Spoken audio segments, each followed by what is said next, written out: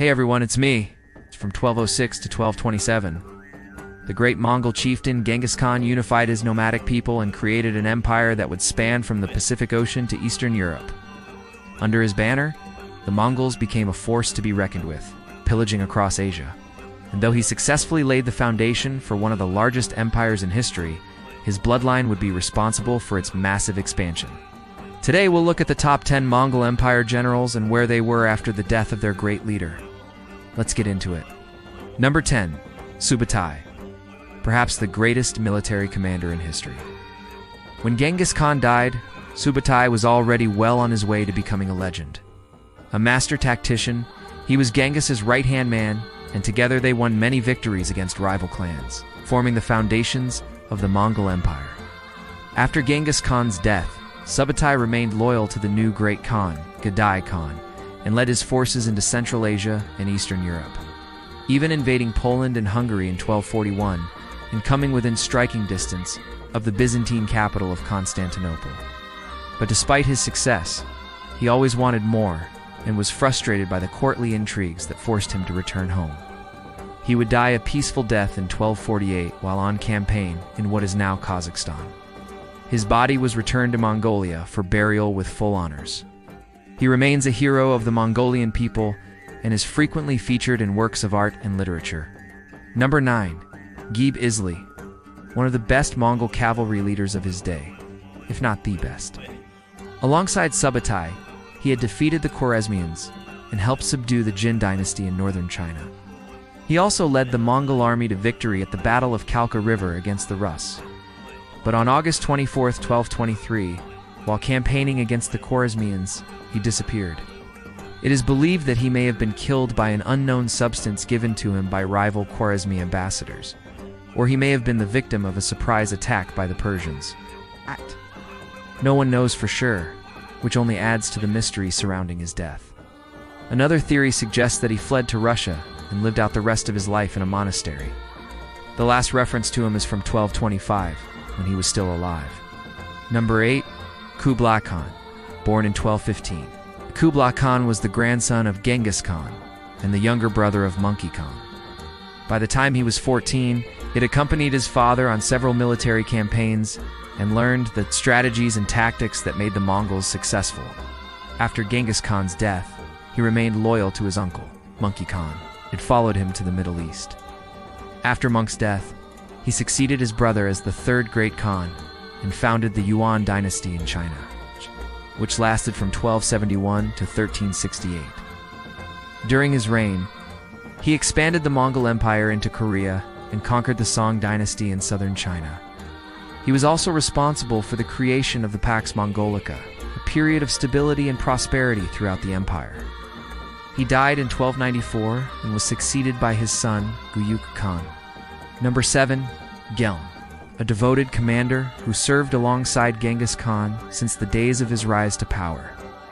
In the early days of the empire, he was sent to subdue the Western Xia dynasty and played a key role in the conquest of the Taijuk clan. He was rewarded for his service with land and titles, but he chose to remain in the emperor's service and spent his later years as a counselor to the great Khan. He died an honorable death in 1227 during the siege of the Chinese city of Shenyang, having served his lord to the very end. Number 6. Kublai Noyon, one of the most accomplished Mongol commanders of his day. He distinguished himself in battle against the Kara Kitai in Western Xia dynasties and played a key role in the subjugation of the Western Xia. He was known for his bravery and skill in battle, and was trusted by Genghis Khan to lead his armies in many important engagements. He died during later campaigns in the 1240s, likely during the Mongol invasion of Western Europe. Number 5. Mughali. When Genghis Khan conquered Western Xia, he appointed Mughali as the regent of the recently conquered territories, entrusting him to administer the region and collect tribute from its rulers. Genghis Khan died in 1227 while on campaign against the Western Xia dynasty, and upon hearing the news, Mughali immediately set out to meet the body of his lord and bring it back to Mongolia for burial. He succeeded in his mission and ensured that the great Khan received a proper burial. Demonstrating his loyalty and devotion to the memory of his lord, he died in 1233 during the Mongol invasion of Iran. Number 4. Khan, one of the most brilliant Mongol generals, was one of the first to recognize the importance of gunpowder weapons and incorporated them into his army's arsenal. He led the Mongol armies in the conquest of Persia, defeating the Khwarezmians and capturing the city of Baghdad in 1258. He continued to serve under Ogadai Khan and Bata Khan and campaigned in Eastern Europe, reaching as far as Poland and Hungary.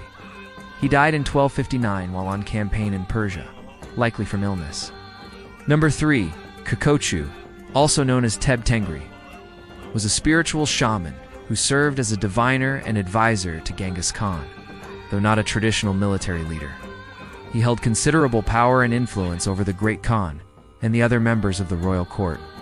He was executed on the orders of Genghis Khan in 1227 on suspicion of perfidy against the Mongols, just 2 months before Genghis Khan's death. Number 2, Borku was one of Genghis Khan's loyal companions, who swore an oath of brotherhood. With him in 1162, they were some of the most loyal and trusted men of the Mongol Empire. Borku distinguished himself in battle and was present at many of the empire's greatest victories. He died soon after Genghis Khan's death in 1227, likely from natural causes. His descendants would go on to become one of the most powerful and influential families in Mongolia. Number 1, Kublai's brother, Hulagu Khan, was one of the most ruthless and ambitious members of the Mongol royal family. He was the younger brother of Guyok Khan, Monkey Khan, and Kublai Khan. He led the devastating Mongol invasion of Baghdad in 1258, capturing and sacking the city and killing or enslaving its inhabitants. He then went on to establish the Ilkhanate in Persia, which lasted from 1250 to 1353. He was responsible for the deaths of many notable Islamic scholars and thinkers, including the philosopher Averroes.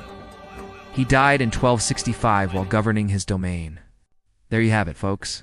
The top 10 Mongol Empire generals and their fates after the death of Genghis Khan. Be sure to subscribe so you don't miss any of our upcoming videos. And until then, stay cool and stay tuned.